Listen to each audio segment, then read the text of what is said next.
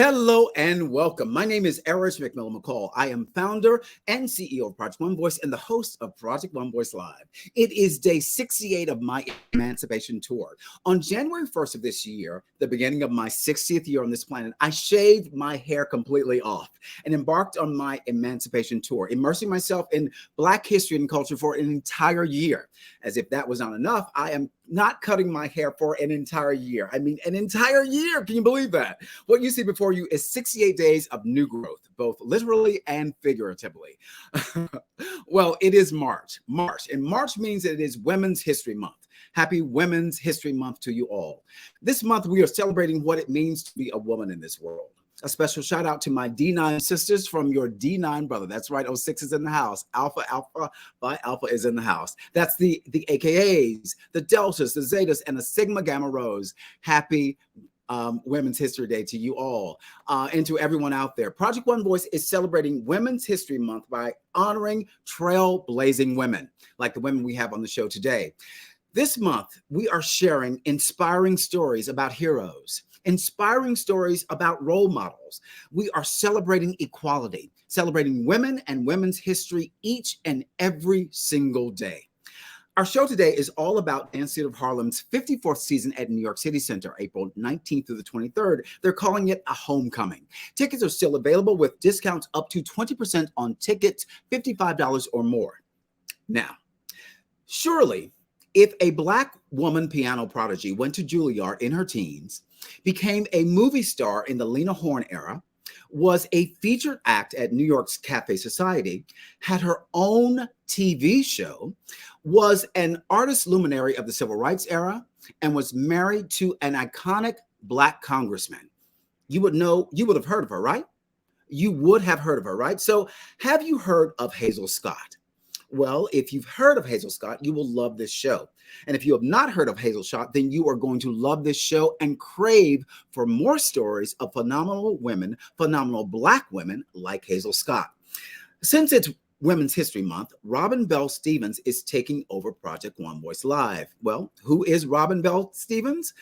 I thought you'd never ask. Well, she is a daughter of former Duke Ellington bassist Dr. Aaron Bell. Robin Bell Stevens, a jazz impresario, has spent decades as one of jazz's most important behind-the-scenes figures. She is a talented artist administrator, marketing executive, fundraiser, and special events producer. She earned a master's degree in education and currently serves as director and executive producer of Jazzmobile Incorporated. I love Jazzmobile. Prior to joining Jazzmobile, she was the director of marketing and creative services of Jazz at Lincoln Center and was the executive producer of the Jackie Robinson Foundation's An Afternoon of Jazz Festival, where she worked with George Wayne and jazz R&B greats such as Dr. Billy Taylor, Wynton Marsalis, Terrence Blanchard, Regina Carter, Terry Lynn Carrington, Diane Reeves, Phyllis Hyman, Aretha Franklin, and many, many more. Are there any more? She has received multiple honors from corporations, community organizations, elected officials, and other jazz organizations. She serves in leadership roles on several charity boards, and Robin is a former president of the New York Coalition of 100 Black Women. Please welcome our special Women's History host, the talented, the incomparable, the indefatigable Robin Bell Stevens to Project One Voice Live. Can you bring Robin in for us? Hi. Hey, Robin, how are you?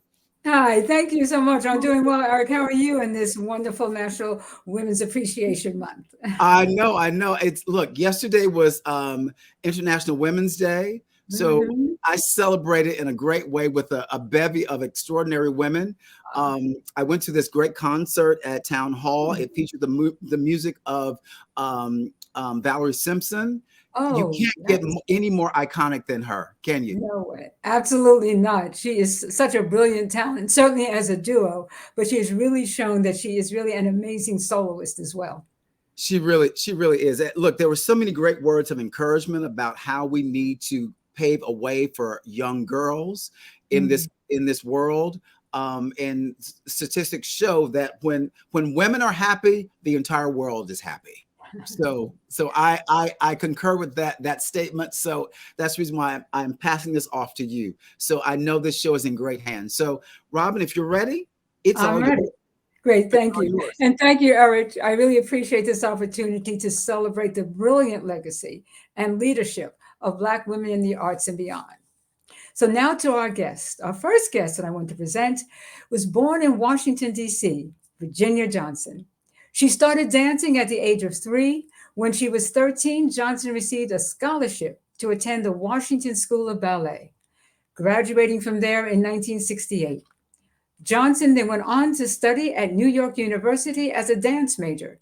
She didn't stay there for long because in 1969, Arthur Mitchell asked her to be a founding member of Dance Theater of Harlem.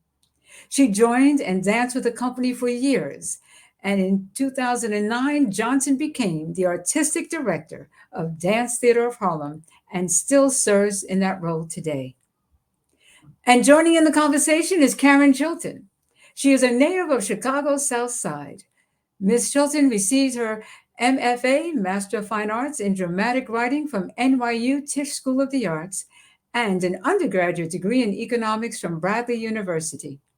She is the author of the critically acclaimed biography, Hazel Scott, The Pioneering Journey of a Jazz Pianist from Cafe Society to Hollywood to HUAC. Her book was used as a resource material for DTH's Sounds of Hazel, and we're going to hear more about that later. But her recent commissions include a new adaptation of Scott Jobson's seminal opera Trementia, which will open the 2023 season at Opera Theater of St. Louis, composed by Damian Sneed. This opera offers their critically acclaimed collaboration, the chamber opera The Tongue and the Lash, based on the 1965 James Baldwin versus William F. Buckley Jr. Cambridge University debate, which premiered in Opera Theater of St. Louis's 2021 New Voices, New Works Festival. Please welcome Virginia Johnson and Karen Chilton. Hello, wonderful to be here. Thank you, Robin. You're welcome. Great. So lovely to see both of you. I'm so glad that I wish I could take credit for booking the show, but I can't. So I will say hats off to Mr. Eric. So let's just jump right in. Why don't we start with you, Virginia? Tell us, you as a founding member of the company, Dance Theater of Harlem, you are the current artistic director. But can you start our conversation off by providing our audience just with a brief history of DTH, and really what was it like in those early days? I'm sure that it was an interesting time, and a lot of the dancers that were there were quite phenomenal. Absolutely, and thank you, Robin. Dance Theater of Harlem was founded in 1968. It was incorporated in 1969 by Arthur Mitchell and Carl Shook. Arthur Mitchell was the first African-American to be a permanent member of a ballet company in America. And so he had quite a big career. He was very profoundly influenced by Dr. Martin Luther King Jr., as we all were back there in the 1960s and the changes that he was affecting.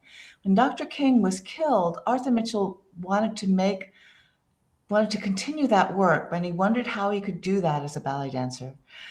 So he started a school in Harlem where he was training young people in classical ballet. People thought he was crazy, but he knew that by giving young people this training in this rigorous art form, he was giving them life skills that would transform them. But he also realized that he needed to provide role models for them. So he created the Dance Theater of Harlem Company. And that's how I got involved in Dance Theater of Harlem.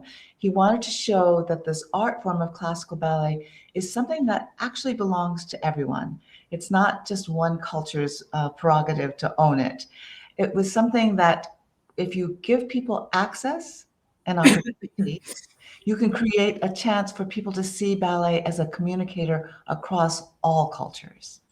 So Dance Theater of Harlem, right in the 1960s, it's the civil rights era. All of us who were founding members of that company were told, you don't belong in this art form, because there was a thought that Blacks could not do ballet. So we all felt like crusaders trying to change people's minds. It was really a very wonderful time. It was not an easy time. There was opposition on all sides, but we were doing what we loved and we persevered. And Dance Theater of Harlem is celebrating its 54th year. Wow. That's incredible. That's incredible. So I just have to interject something here real quick. So I had the good fortune of meeting Arthur Mitchell years ago. When I first came back to New York, I sort of ran that whole art scene, the lots of different artists and different genres of the arts, and got to chat with Arthur Mitchell. And long story short, I happen to mention that, I'm embarrassed to say, and this was, I'm happy to say, in the early 70s, maybe mid 70s. I said, I haven't gotten to see Dance Theater of Harlem yet. I'm so embarrassed. And he said, well, you should be. Anyway, so he arranged for me to have tickets. And I will say, and often I used to study ballet as a little girl. Wasn't very good, but nonetheless, had the exposure, right, to dance and music. And so I went, and I went to see one of the pieces that was presented was Giselle. Oh, Okay. Even as I say it, I get chills. And I have to tell you, when you came out on the stage, this is not an exaggeration. You literally took my breath away. oh my And God. I have not been able to see anyone dance Giselle after I saw you do it, because I did not want to destroy the image of having seen you dance. So I want to thank you for Oh the my gift goodness. that has lasted me practically my entire adult life, and obviously will last me a lifetime. I have not seen that again, and I won't see it again. I Oh won't. my goodness, Because you Robin. won't be That is an dancing. So amazing story. thank Thank you. you. Yeah. Wow. I'm Yeah. overwhelmed. I'm overwhelmed. Yeah. Well, I'm telling you, you're just, whew. I mean, it's like you are the Virginia Johnson in my world. I just have to Oh my goodness. say, absolutely, absolutely.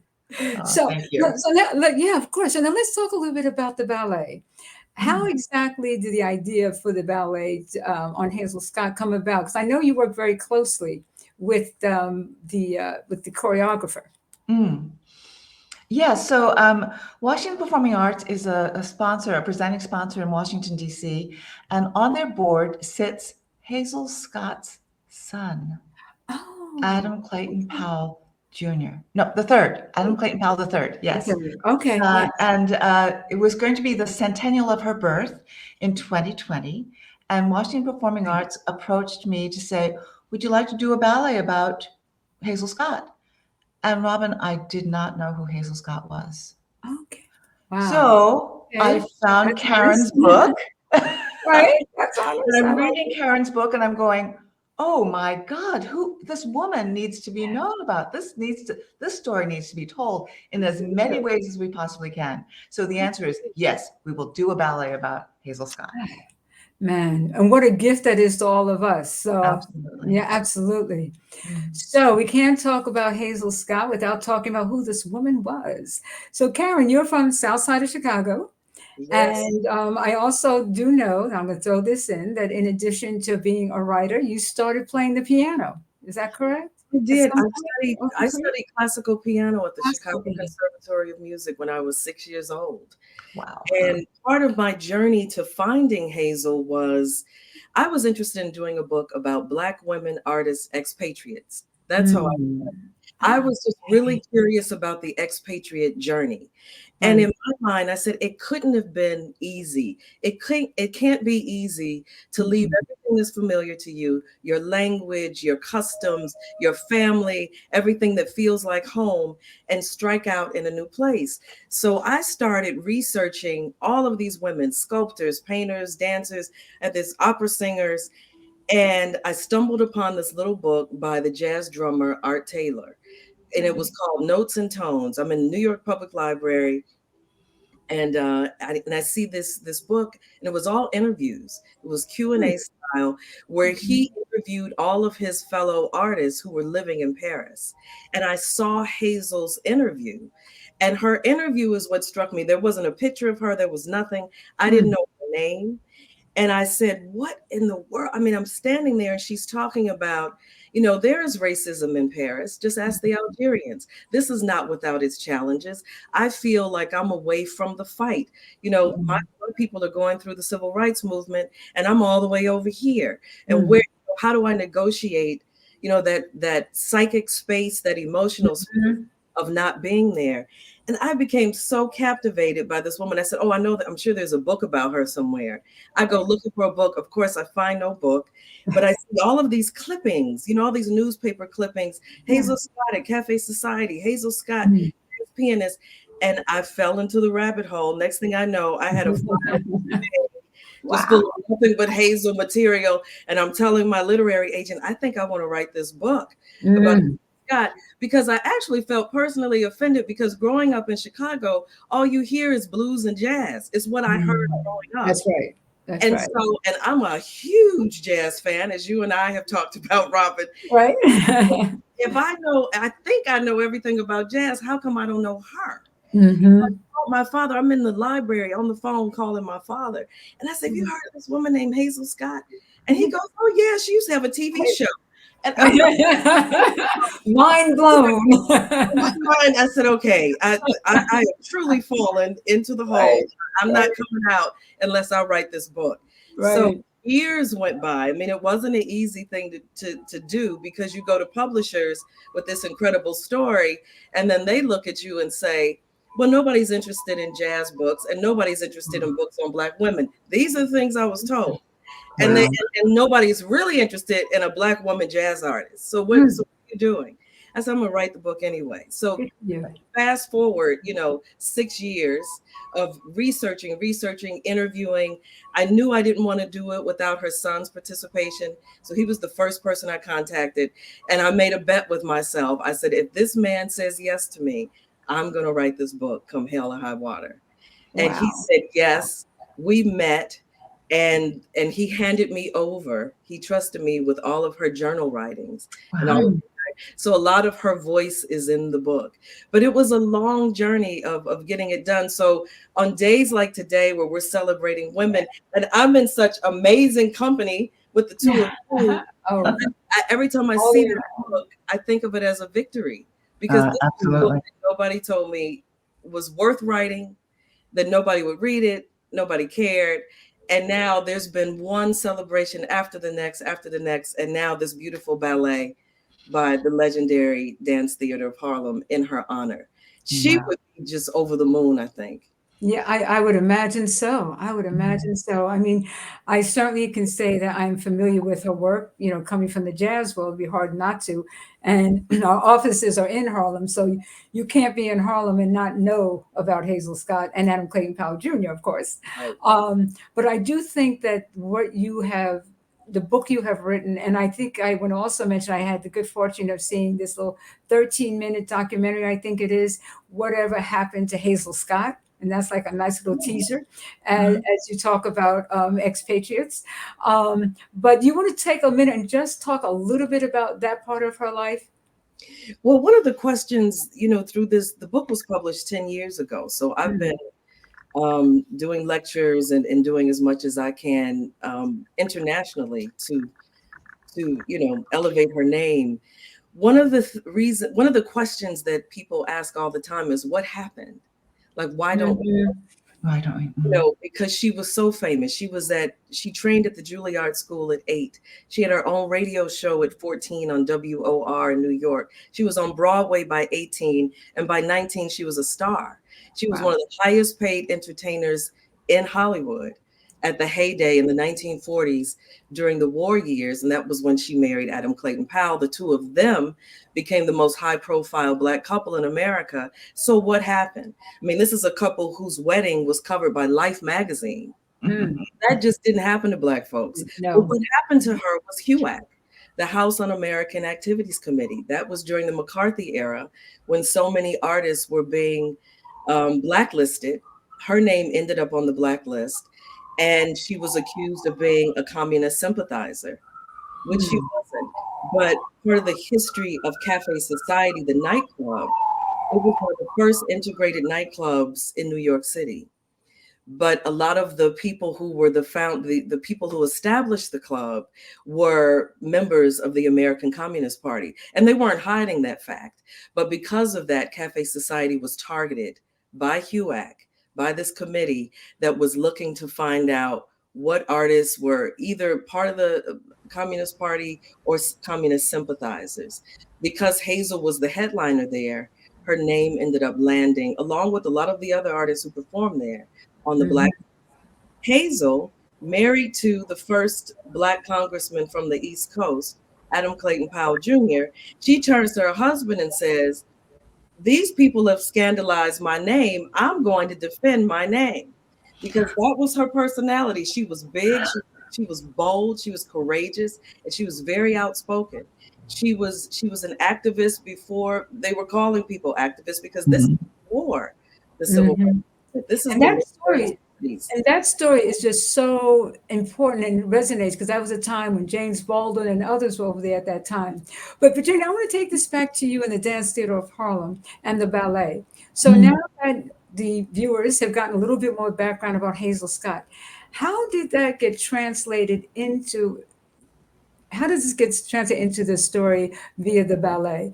And as you take a look at it, we see that there are Black females played leadership integral roles in the creation of this. I mean, you certainly as artistic director, choreographer, African American woman, the resource material. So how important was it to have the story told with the voices of Black women leading the way, but also in how will those of us who are going to run to the theater to see this performance, Mhm. how is that going to be translated into the ballet? So, Robin, Dance Theater of Harlem has a program that we call Women Who Move Us, which is really about bringing more female choreographers to the ballet stage. It's traditionally been very much a male-dominated field. I had been looking around for interesting female choreographers, and I stumbled across Tiffany Ray Fisher. She is now the artistic director of Emerge 125, but she was a dancer and she was creating works for that company. I saw what she was doing and I felt like this is a voice that I want to bring to Dance Theater of Harlem. So when the Hazel Scott project became a possibility, Tiffany was the Mhm. first person I thought of. She has done an amazing job of taking us through Hazel's life in a way that gives us a sense of the person and the forces behind her.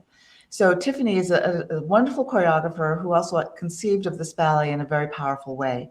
She brought in Erica Blunt Lewis to do the score for the ballet, and the Great. score is part composed music by Erica Blunt Lewis, but also we hear Hazel's voice as part of the project, Perfect. so that you really feel this very much. You know, Yeah. I'm from the era of feminists.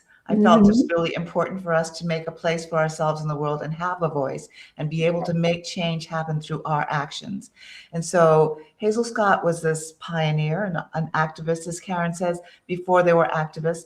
And so she Mhm. was very much, we wanted to be as much as possible being true to the spirit of Hazel by creating work that Hazel herself would have been on top of, would have been very much interested in promoting. Um, Right. she was not somebody that you could say no to. And so you have to create a work that is about that powerful female voice moving forward. Yeah. And I can't, again, I really can't wait to see how all that gets translated. But also, I think it's not lost on me, and I dare say probably not on our viewers, that Dance Theater of Harlem came out during the Civil Rights movement. Mhm. Hazel, here I go again. Hazel Scott was an integral part of the civil rights movement because, as we know, it was very important to her that in her contracts, she said, if it doesn't, there will not be a segregated audience. It will be a Black Right. and white audience. So, in her own way, she too was a very integral part of the civil rights movement. That's just one example. I mean, there's stories I won't belabor it here, but when she went out to Hollywood, she took a similar stand at the risk and at the cost of her own livelihood as an actor in Hollywood. And what's So this movie interesting was committed. Yeah, Karen? And what's interesting about Hazel is she didn't necessarily want that label or Mm, she said her right, quote was, "I don't need the activist tag." She said, right. "I have a platform. I'm simply doing what is right." So Exactly. she Yeah. went to Hollywood. She said, "I will not play a subservient character. Don't Hmm. don't even give me a character name." Her credit was always Hazel Scott as herself. And Mhm. she said, "And I can wear my own gowns and my own jewelry. So just in case it's not going to Right. happen." And that's another way how you can keep control. Absolutely. Absolutely, You absolutely. I hold think things the thing that's that's powerful to amazing. me about Hazel Scott, as I was reading Karen's book, she was a woman who did not accept limitation. And she didn't Mhm. want anybody around her to have that either. And that, I think, is very much what Dance Theater of Harlem is about, too. So it felt like the right fit to put this together. We have to create a future in which we are not limited by somebody's opinion of us. We have the right to define where we're going and how we go there. Absolutely. Well, ladies, I think the three of us need to continue this conversation offline. Um, I think there's a book that somebody wrote that says, we're going to need more wine. So, our next conversation on me, let's go out and continue. But I think that, as we wrap up this discussion, and as we continue, acknowledging that it's Women's History Month, there are a number of Black female trailblazers that our audience may or may not be familiar with, but perhaps should. So I'm just going to throw out a couple of names, and then whoever, maybe I'll go from my right to the left and just tell us a word or two about Carmen de Lavallade. Any thoughts, Virginia? And I was told to make them quick because Okay. Carmen de Lavallade, another trailblazer, another amazing dancer. She worked, of course, with Alvin Ailey in the very beginning. In the beginning, the Ailey Company was the Lavallade Ailey Company. She's an important trailblazer who is still performing today at, I think, 92. She's a beautiful force in the dance world. Amazing. Right. And she just celebrated her birthday last week. Yes. Yeah. So Toni Morrison, Karen, a few words. Oh, I mean, she is the queen, the grande dame, the literary voice of all literary voices. I don't know if I could have ever written a sentence without having that influence and the passion and the love for Black people that she put in her pages. I remember every chance that I got to see her in person. I remember standing in Barnes and Noble. It was so crowded. I was on my toes in between two bookshelves, but I'm like, I've got to see and hear this woman. I mean, Right. her impact has had an incredible impact on me in my career. Amazing. Raven Wilkinson, Virginia, any thoughts? Raven Wilkinson was one of the first Black ballerinas in America. She was an artist with the American Ballet Theater. When she was touring with the company, there were times in the South that she was not allowed on stage because of the color of her skin. She eventually moved to Europe and had a tremendous career in Europe. I remember standing in the wings as a young person when she came to be a guest artist at a small company in Washington, the Capitol Ballet, that was founded by two Black women. And she performed one of the most demanding classical pas de deux, the Flower Festival in Genzano. And I remember standing there in the wings, watching this beautiful, amazing, beautiful Black woman on point, pirouetting, dancing the way that I aspired to dance, and knowing that if she was there, I could be there. She was a beautiful person who was tremendously generous to young people coming up in the arts. She mentored Misty Copeland. I think Misty now has a book out about her relationship with Raven Wilkinson.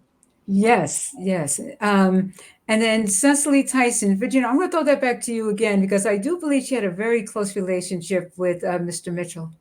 Yes, they were very big buddies in the early days of their career. And when Arthur Mitchell was putting together the idea of Dance Theater of Harlem, he and Cecily talked through all of the details that he wanted to put together. So she was one of our first board members. She actually used to go on tour with us as a tutor because we had so many young dancers in the company. So Cecily Tyson is one of our founding members in my mind, because she was such an important part of the organization from the beginning. Absolutely. Almost a muse for DTH as opposed to the choreographer. Yeah. So I want to say the one more question back to you, Karen, first, and then the same question will be for you, Virginia. And that is, we want the audience to come out and enjoy the celebration of this 54th season. We want them to come and enjoy this ballet. So tell us, Karen, again, since you inspired a lot of what we're going to see in this ballet, what would you like the audience to take away from the ballet? Oh, I think to spark that interest, to learn more about this great artist, this great American jazz classical pianist. There's so much to know. There's so much that she contributed in her short lifetime. Hazel died at 61 years old. There is a website for people that want to know more about her, thehazelscott.com. But I think seeing her honored through a different art form than the one that she was part of, I think that gives us a more expansive view of her impact. And I think that's what's so exciting about the ballet, a ballet about a jazz classical pianist who was Yeah. also a freedom fighter, trailblazer, you know, one of our greats, one of our great American artists who shouldn't be forgotten. And in the forum of a ballet, it just means that her name continues on for more generations, for other generations. So people who may not listen to jazz but love dance, here's another way to experience Hazel Scott. Exactly, exactly. And again, this is the 54th season of DTH at the New York City Center. So, Virginia, tell us, what would you like the audience to take away in that context as we celebrate the 54th year? So I think back to Arthur Mitchell and his ideas as he founded Dance Theater of Harlem. And the thing that he wanted to make known is how powerful and rich our history is, and how powerful and rich we are as a people, that we can say so many different kinds of things, that we have to have the opportunity to really understand who we were in the past and who we can be in the future. This season at City Center is 2 different programs, and each of the programs will bring you different facets of what it is to be an artist in this world. And that's what Dance Theater of Harlem is about. It's really about bringing people an awareness of what is possible given opportunity. Beautiful. Well, ladies, thank you both so much. I tell you, I am so glad that I got the phone call to say, Robin, what are you doing on March 9th about in the morning? And I'm glad I was available, and so glad to have had this time to spend talking with both of you. So I want to thank both of you again for taking the time to share with us your stories and to give us more information about Hazel Scott and DTH. Thank you. So, to the audience, thank you so much for joining us today on Project One Voice for this special Women's History Month program. And be sure to get your tickets for the Dance Theater of Harlem's 54th season at New York City Center. And again, the dates are April 19th to the 23rd. I'm sure they've been running along the ticker tape at the bottom. And there are still great seats available for individuals, couples, groups, and everything in between. But please visit dancetheaterofharlem.org for more information.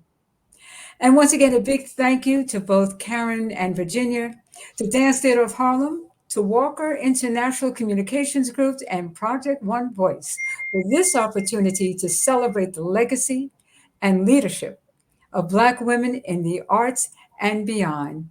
And now back over to you, Eric.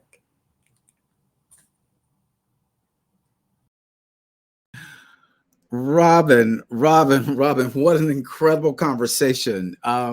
Look, I learned so much about Hazel Scott. You know, as we began this, I told you that I'm on this emancipation tour. I'm immersing myself in Black history and culture.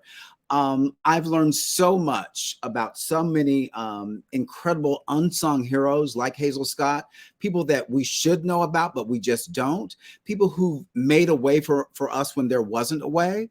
So I learned so much about Hazel Scott, the fact that she was this committed civil rights activist, that she would refuse to perform in segregated venues. She was a person who was a disruptor, and she used her art as a way to disrupt, to create change. So I found this incredible quote from Hazel Scott. It says, "I've always known I was gifted, which is not the easiest thing in the world for a person to know, because you're not responsible for your gift, only for what you do with it." So the 3 women that you just heard from are all extraordinary in their own right. They are disruptors in a good way. As John Lewis would say, they get into good trouble. So and they're all trailblazers. So, and they're making a way for other trailblazers, be they people who identify as women, male, or non-binary. We all need to make a way for when there isn't a way. I think that's what we've always done as Black people, but more specifically, what Black women have always done. I think Black women specifically have been there for everyone else, but it's time that we are now backing them and supporting them in a really, really encouraging and strong way. So I thank you all for being a part of this show. Tony, if you can please keep the crawl going up. Here's the information that you need to make sure that you can see Sounds of Hazel, as well as the other extraordinary programs that are going to be on deck for the Dance Theater of Harlem's 54th season at New York City Center, which is April 19th through the 23rd. So tickets are still available. Go to dancetheaterofharlem.org for tickets. The savings are up to 20% for tickets $55 or more. So that's for individual tickets or for group tickets. There's some special nights coming up.